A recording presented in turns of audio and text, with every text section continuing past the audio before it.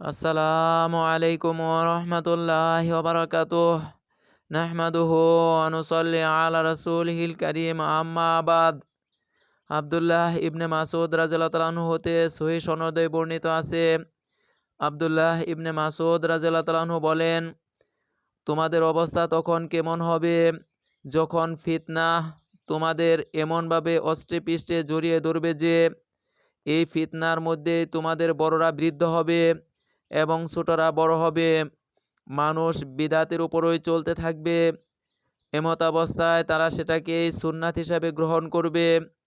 যখন কোনো বিদআতকে ত্যাগ করা হবে তখন বলা হবে সুন্নাহকে পরিত্যাগ করা হয়েছে। লোকেরা বলল, এটা কখন হবে? তিনি বললেন, যখন তোমাদের আলেমগণ মৃত্যুবরণ করবেন ও মূর্খদের সংখ্যা বৃদ্ধি পাবে। যখন সাধারণ আলেমের সংখ্যা বৃদ্ধি পাবে কিন্তু জ্ঞানী আলেমের সংখ্যা কমে যাবে। যখন নেতার সংখ্যা বৃদ্ধি পাবে কিন্তু আমানতদারের সংখ্যা কমে যাবে। যখন আখিরাতের কাজের মাধ্যমে দুনিয়া তালাশ করা হবে এবং দিন ব্যতীত অন্য উদ্দেশ্যে জ্ঞান অর্জন করা হবে। দারিমি হাদিস নম্বর 190, সহিহ তারগিব হাদিস নম্বর 111।